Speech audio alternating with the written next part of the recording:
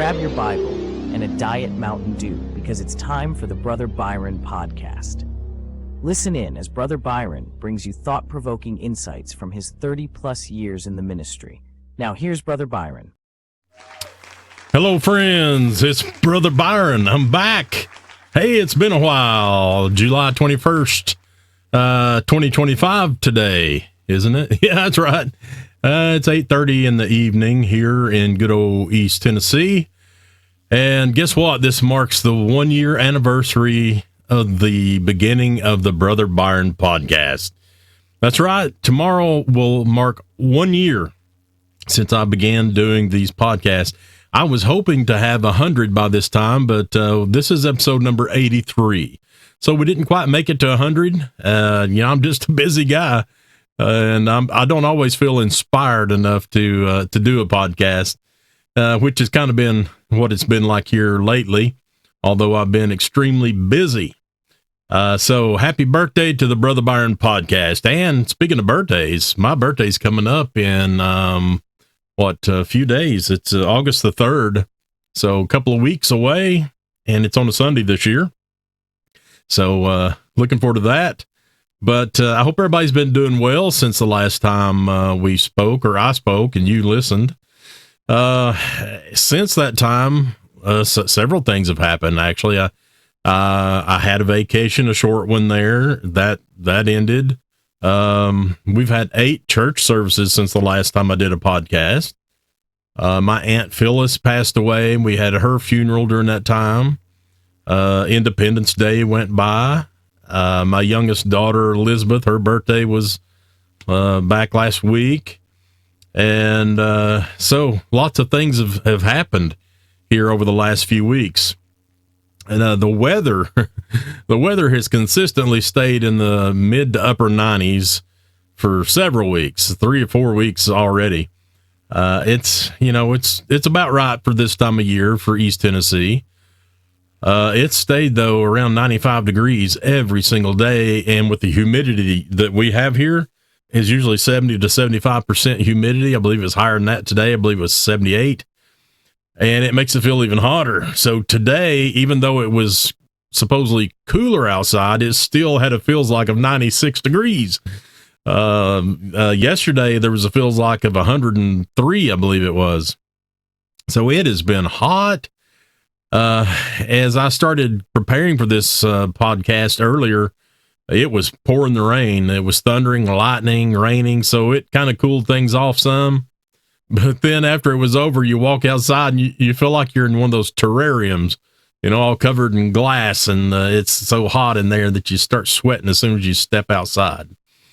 Well, anyway, like I said, I've been real busy. My secular job as a documentation specialist or a technical writer, whatever you want to call me, I've been really busy. My boss has had me doing some more updates to our support site. So I'm having to implement a bunch of EULAs, that's end user license agreement, to all of our driver downloads, APKs, anything that you download, then we're going to have a forced end user license agreement. And I have to implement that on every single driver and download we have. And that's hundreds. And it is not a fast process. It's very time-taking. And it's complicated. So I've more or less been sitting for 8 to 10 hours a day looking at code and changing things and copying and pasting and fighting with ChatGPT. That devil. I had a pro license for ChatGPT that I've been paying for, and today I got rid of that pro license, and I got the pro license for Claude AI. That's right, Claude. Claude AI, I've been using it, the free version, for quite a while now, and it always does better than ChatGPT when it comes to coding. So I dumped ChatGPT and took up with Claude, and I like the name better anyway, Claude. That sounds like a good old Southern name, doesn't it? But anyhow, been having a fight with the AIs to get the work done. And there's so much to do. And I told somebody here just today or yesterday that I've got 8 years and 12 days left until I officially retire from my secular job, Lord willing. I guess after that, I'll go into pro wrestling and full-time pastoring. Oh, anyhow, we've been having some pretty good church services over the last few weeks. The Lord has given me plenty to preach on. I mean, there's always something to preach. You just open up God's word and he'll direct you to preach something. And there's always plenty there. And I've had great liberty to preach lately. I always have there at Northside, but just seemed like it's been extra sweet these past few weeks, except for last Sunday. Oh, man, last Sunday, I'd been working on a message out of the book of Daniel for the whole week, getting it prepared. And I mean, the devil was fighting me tooth and nail. It was just like every time I was having doubts, and I knew that's what the Lord wanted me to preach, but I was having doubts, and I started getting a bad mood. I showed up for church Sunday, and I was just kind of mad like, and I went through the service, the first part of the service, just the devil on me, and it's like a black cloud, like Eeyore on Winnie the Pooh. Oh, bother. Everybody hates me. That's kind of the way I felt Sunday morning. And I got up there and mounted the pulpit and started reading the scripture. And I told them right at the very beginning to pray for me because the devil was all over me and I needed prayer. And boy, somebody got to praying. And about 14 minutes into the message, I could physically feel that dark presence, that dark spirit flee from me. I was reading the text there in the book of Daniel, and all of a sudden it was like I could feel it leaving, and I had to stop. Let me show you what happened here. This is if I get it right here. Here we go. I've got it queued up to about right when it started. Verse 11. Then said Daniel to Melzar, whom the prince of the eunuchs had set over Daniel, Hananiah, Mishael, and Azariah. There it is, verse 12. Prove thy servants, I beseech thee, 10 days, and let them give us pulse to eat and water to drink. Then let our countenances be looked upon before thee, and the countenance of the children that eat of the portion of the king's meat. And as thou seest, deal with thy servants. And I just felt that spirit go away. I just felt that darkness go away. I just felt the Lord take a hold right then. But whoever's praying this morning, I appreciate you. Woo!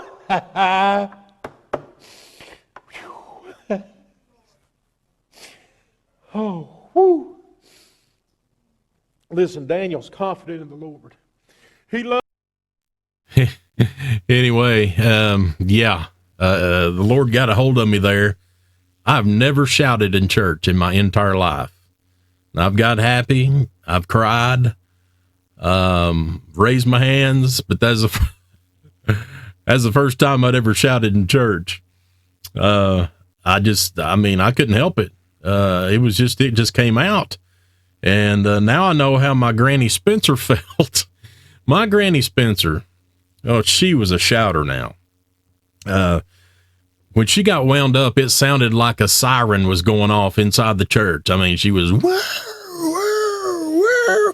I mean, she was at the top of her lungs, and she was usually a quiet lady. But boy, when she got the spirit hit her, she started in that shouting. And boy, she had the whole church worked up. I remember one homecoming, and my Uncle Ronnie was there with his quartet, the King Servants. And, back then you'd have a service and then go out and eat and come back and have more. Well, they sang before we went out to eat, and they were up there singing, and Uncle Ronnie was singing, what a beautiful day for the Lord to come again. What a beautiful day for the Lord to come again. Or he can sing a lot better than I can. But he started singing that song, and my granny, which was his mother, she got to shouting. And I mean, you would have thought, there was 100 police cars out in the parking lot with all the shouting going on there. And then other people in the congregation was shouting. And boy, it was something. Boy, we was having a service. And I remember looking up there at my Uncle Ronnie, and boy, he's about to come undone up there. And it was exciting, friends. But boy, those were some good days. But anyhow, yeah, she was a shouter. I've never been, but I was last Sunday. Had another good service this past Sunday. Didn't do any shouting, but had good liberty to preach and preached the message there, and it was well received. And Lord helped us. So anyway, I mentioned a while back that I was going to do a review on that Reformation Study Bible, that King James Reformation Study Bible. It's over there somewhere. But I have not really been using it very much, so I really can't do it justice and give a good thorough review on it. So I'm going to put that kind of on the back burner. And this is what I was trying to get to on this podcast, what I want to talk about. I did read a secular book over the last few weeks. I read a little bit at a time, late at night, I'd read a chapter. And so, because I was interested in it. And you have probably heard of Jeremy Renner. He's an actor. He's known for several roles, like, let's see, he was, he plays Black Hawk in the Avenger movies. I don't really watch those, but I am, familiar with it, and I know, what part he is. He's Black Hawk. He's the one that's got the bow and arrow.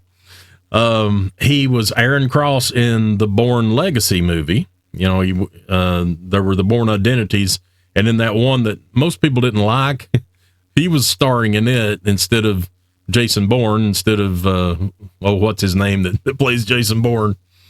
I can't think of his name right now, but, Jeremy Renner played the main character, who was Aaron Cross.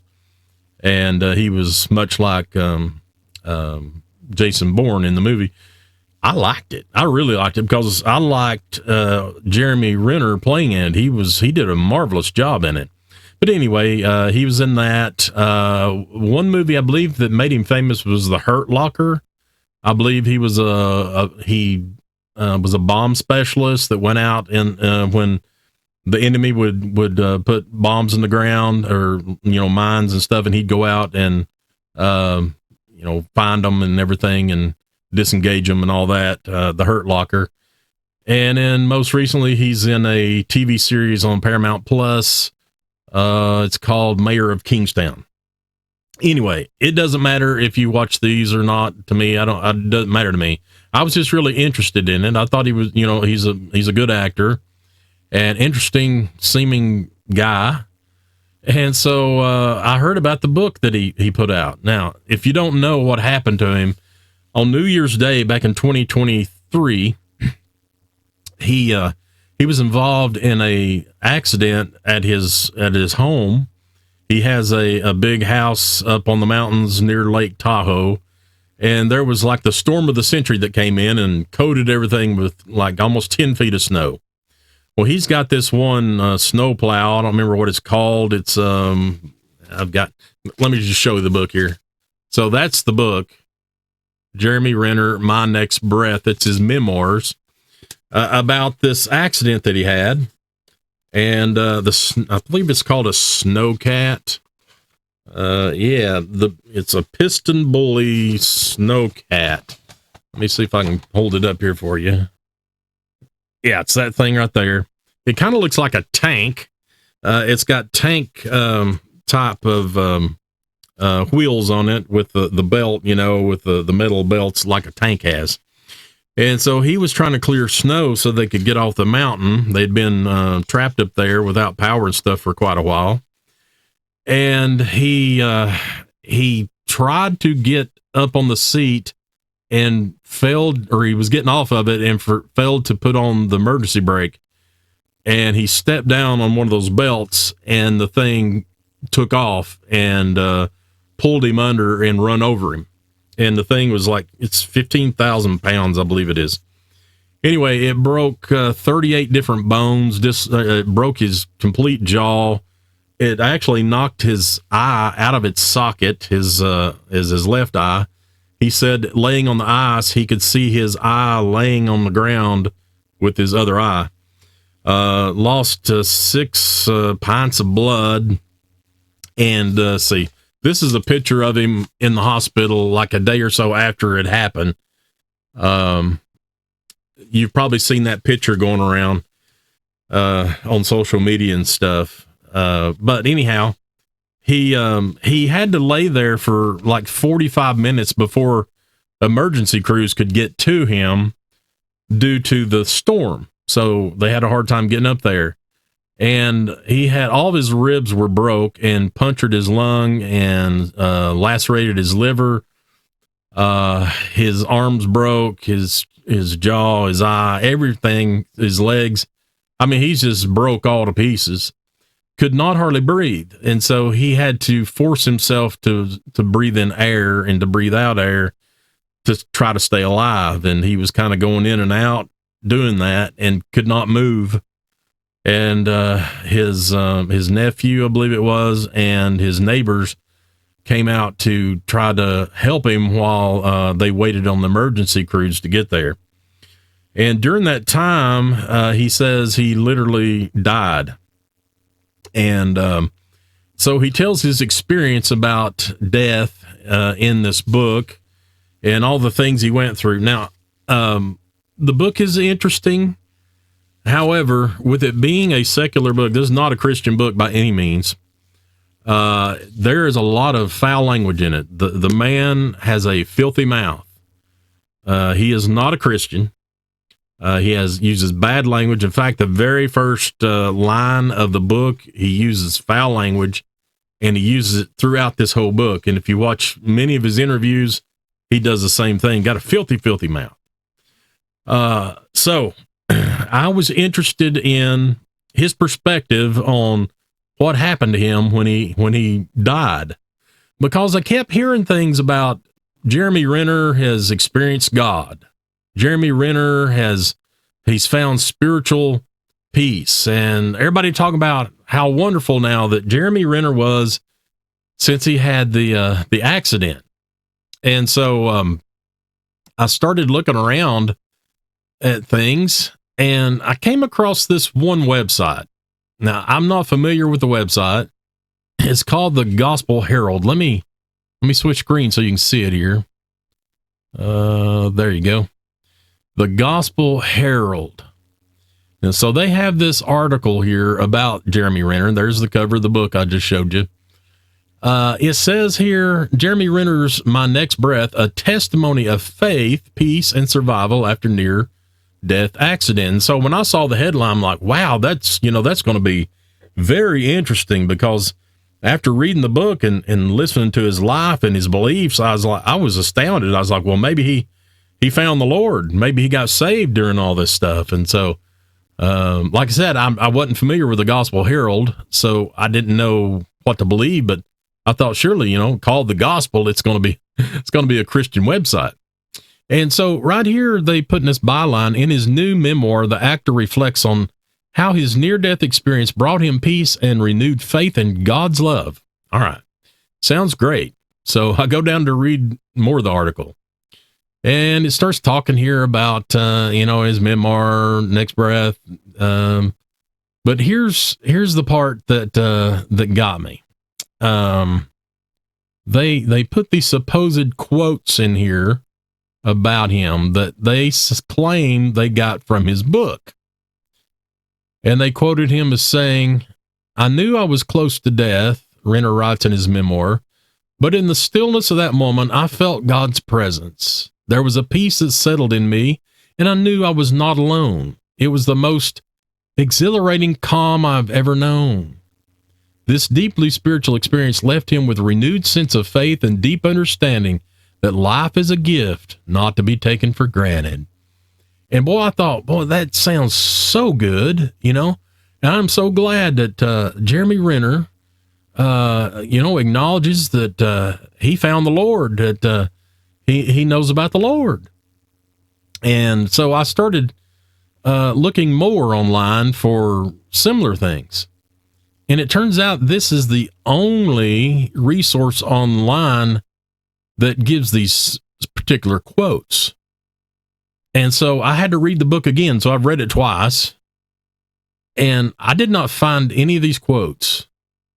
So I downloaded the e-version of the book and did a search with the search feature. These quotes are not in the book. And that troubled me. And so I did a search on those exact quotes, and the only other place I found them was on a Facebook post that someone had made, and somebody commented on the post, and they copied and pasted these quotes from this article in that Facebook post. And of course, there was like 20 other people after that. Oh, that's so wonderful that he learned about God, and he giving God the credit and all this. And it bothered me. I'm like, that's just not true. That's a lie. They've made this up. I don't know where they got this. And so I went over here first of all, and I looked at the About Us section of this website. Gospel Herald is the leading online Christian news media in the world, providing daily breaking news reports on topics dealing with Christian communities, current events, and all other subjects, fields, including world news, church, religion, politics, entertainment, sports, technology, science, business, health, and more. The Gospel Herald Chinese edition is the leading Chinese Christian news website, featuring daily news reports and a database of news relevant to the global Chinese Christian context. Okay. Oh, all right. So I did scroll down to the bottom, and I found a contact us section right there. And so I had to contact them. I sent them a little note here, and I'm going to just kind of let you read it. I'll read it to you, but I'll put it up here on the screen. Maybe you can see it. So yeah, I put on there, the quotes attributed to Jeremy Renner in your article are not found in his book, My Next Breath. And I've got regarding the article at, and I give their URL on their website where they posted this. The purported quote, I knew I was close to death, but in the stillness of that moment, I felt God's presence. There was a peace that settled in me, and I knew I was not alone. It was the most exhilarating calm I've ever known. And I put, does not appear in Renner's memoir. Having read the book twice and conducted searches through the ebook version, I can confirm these quotes are fabricated. While Renner mentions God 15 times throughout the book, 6 of those instances involve taking his name in vain. And they do. I'm talking rough language, using the Lord's name in vain. Although Renner's accident undoubtedly had a profound impact on his life and perspective, the book cannot accurately be characterized as a testimony of Christian faith. Instead, his spiritual outlook appears to line more with New Age philosophy. For example, on page 76, he writes, dying, you become connected to the collective energy everywhere all at once, which is itself a kind of divinity. And on page 78, he states, I don't believe in afterlife because life to me is an always and continuous thing. Based on these statements, Renner's spiritual beliefs seem more consistent with New Age thinking rather than traditional Christianity. And so that is my reply to that article they put. And I've not heard back from them yet. I left them my email address. They're welcome to email me back and explain themselves. But that to me is a fabrication of facts. And not only that, why would they want to do that? Why do they want to cause people to believe that Jeremy Renner is a Christian and that he's found God through this accident and all? Now, while that may be a feel-good story, it's a lie of a story. In fact, Jeremy Renner himself will tell you he is not a Christian. And so I did a little bit more research. Let me see if I can find what I'm looking for here. Let's see. This is, let me put it back over there. So this is a thing, Jeremy Renner's beliefs, religion, and more. Jeremy has studied God and religions, but does not officially belong to church. In an interview, he outlines his philosophy and specifics regarding protecting women, children, and animals. here's quotes. Believe whatever God you want to believe in. Think whatever you want to think. Just don't do those things, and we are all right. I'll accept you. I'll tolerate you, and it's all good. It's a principle, right? Maybe you agree with it. Maybe you don't. Now, they don't give the reference to where they got that quote from, so I don't know if they made it up or not. They could have. So you've got to be careful these days. But if that's true, then there again's more proof he's certainly not a Christian. And so if that is not enough for you, let me pull this up. Now this is going to take you maybe 2.5 minutes, but interesting things here. Give this a watch or a listen if you're listening. You died, right, Jeremy, on that day when you went under the snowcat? Yeah. What happened in that moment? The near-death experiences I realized was quite a thing after I wrote about it. This podcast where people had this doctor worked with a lot of people, and it's interesting to hear other people's stories because it's almost word for word. I think if you investigate it with he's talking about a podcast interview he did with Oprah Winfrey, which I've got a little clip of at the end of this.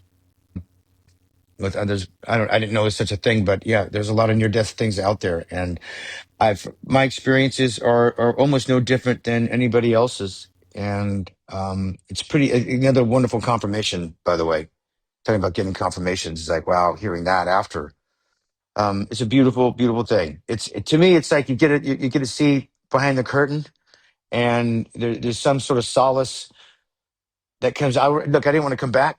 Let me just put it that way. Really? Somehow, some way, I was pulled back. And then thank God that I was. Yeah, he says thank God, and in that book he said that 2 or 3 times at the very end of it. That has more or less become a saying for anyone that something goes their way. So when they say thank God, he's not particularly meaning the Lord God of heaven like we believe in, but it's probably just an expression. But let's just keep listening. It's because I would have wrecked my mother's life and my family's life. What did you see? It's not much to see. That's a human experience, right? It's the closest thing I think for seeing is that if you know in your mind's eye and sort of your imagination, that type of thing, when you witness when you die is not through your eyes, right? You don't have vision, you don't breathe. There's no place or space. It's just the light is a sort of the connectivity of. It's just the energy of. I don't know what in the world he's talking about. I don't think he knows either. Like love is the only thing that exists beyond this rock. It's the only it's the DNA of our spirit, love, if you will. And love is the DNA of our spirit, he said. And that is what you feel and you experience. You experience your life review. You have anyone you ever loved, anything that is attached to love is there with you at all time, place, and space. He keeps saying this time, space, and place. It's kind of like a little thing he's come up with, and I've heard it on different interviews with him. He says the same thing. I don't know where he got that, if he just come up with it, but anyway. Everything and everyone is there. I know, it's pretty amazing. To me, it's Now, this is the Oprah podcast he was referring to. what I would define, God to be, or it was the divinity of the collective of love in the human experience. Did you have any The collective of love is, he said God is the collective of love. spiritual beliefs before? Did you have any? Yeah, well, my dad was a theologist, so I studied all religions growing up. Yeah. Did you have any religious beliefs? Well, my dad was a theologist. It's a lot like people when we go knock on doors to share the gospel, and we'd ask them if they're saved, and they would say, well, my grandfather was a preacher. My dad was a Sunday school teacher. They couldn't ever tell you they were saved, but they point you back to their dad or their grandpa or their grandma or the church they went to, or I was baptized back in so-and-so. They never could tell you their salvation story, but anyway, let's keep going. But I wasn't a part of any of those religions. Yeah. I became educated to them all and the studying of them all, even Eastern philosophies. And I think they're all very fascinating and interesting. It just, for me personally, I wasn't going down any of those paths. For me. All right, so he just said he'd studied all these different religions, even the Eastern religions and everything. And they just were not for him. He's not going down any of those paths. Now, listen to what he says next. I held my own sort of spirituality, but I just don't want anything to divide me from anybody else. He holds, what did he say? His own spirituality. He don't want to have anything that divides him from anybody else. Now listen to this next part. Yeah. Which sometimes religions can do. So he's saying, yeah, sometimes religions do divide. And so he doesn't like religion, in other words. It's all spiritual. And that's what you got to watch out for, friends, is this everybody talking about spiritual things. There's a spirit, there's the spirit of God, and then there's dark spirits, there's black spirits, there's demonic spirits. And this new age type of philosophy that he has is what he's referring to. So I'm more I just kind of hold that kind of that space under my own.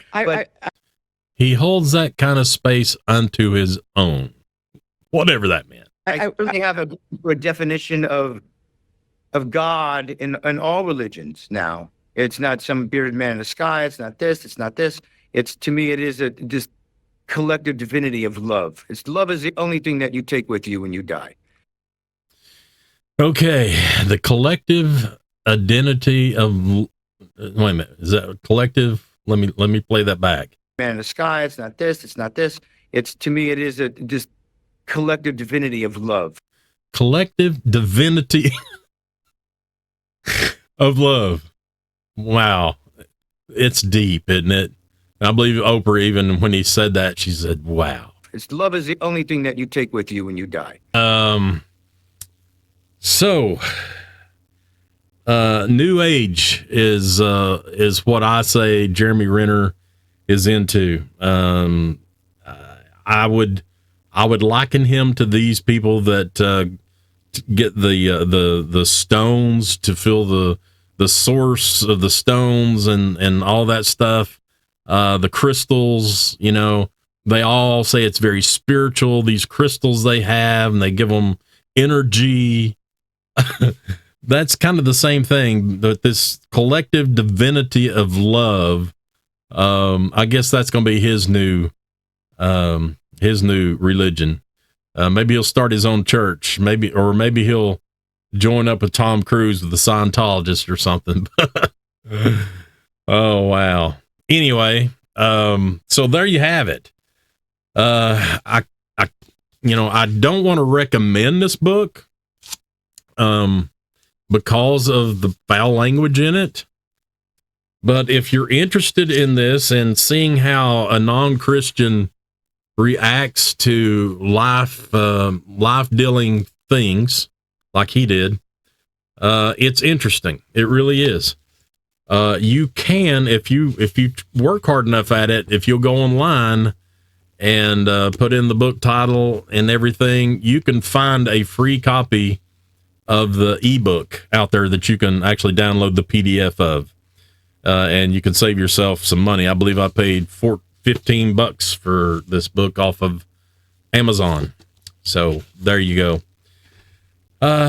So, that's the only secular book really that I have read in probably years. I used to read a few books here and there, secular books, but I really don't have time. This one, I probably read it over a period of about 3 weeks, just reading a little bit at night, and some different times, but it wasn't very long. It's I don't know, let's see, it's 204 pages, so it's not very long. Pretty quick read, really. If you just sat down and started reading through it, you could probably get through it in a day. But anyway, that's what I wanted to talk about today. And I guess what I'm trying to emphasize is be very careful look, Satan wants to trick everybody, and he'll put his hand in anything like this, to make someone like this seem like they're Christian. They have same Christian morals and values, and he loves his family. And there's no doubt from reading his book, he loves his family. He believes in this collective divinity of love thing. Every interview he talks about, it's love, love, love, love, love, love. He keeps talking about love. But sadly, he don't know the love of Jesus. And that is the only true love, love that he has for us. God loved us so much that he sent his only begotten son here to die for us, while we were yet sinners. That's how much love God has for us. And that love is above and beyond all other loves, even the collective divinity of love. So that's what I want to talk about today. And this has probably been a long one. I've got to do some editing because I messed some things up. How long have we went? 37 minutes. Well, it's not too bad. Half of you have probably already cut me off, or you're asleep about this time, or you're saying, good grief, Brother Byron, would you shut up and just sign off? And so I guess that's what I'll do. I got to go to the office tomorrow and Wednesday, and more coding. So this is me. I'm just like a robot sitting around reading code and typing code, testing code. Pray for me, because I still have to prepare messages in between all this stuff. And we are in our Bible study in the book of Romans. And although I have prepared ahead of time in this study, and I've got a lot of stuff ready, but it still needs to be finalized. And so, but anyhow, that's all I've got for today. And hopefully we'll do this more often and won't take so many days. I forgot to count how many days it's been since our last one. But it's been a long time. It was, what was it? It was back on June the 23rd. Wow, it's been a month already. Well, anyway, I keep on rattling on. Let's go. So this is Brother Byron, and I'm out.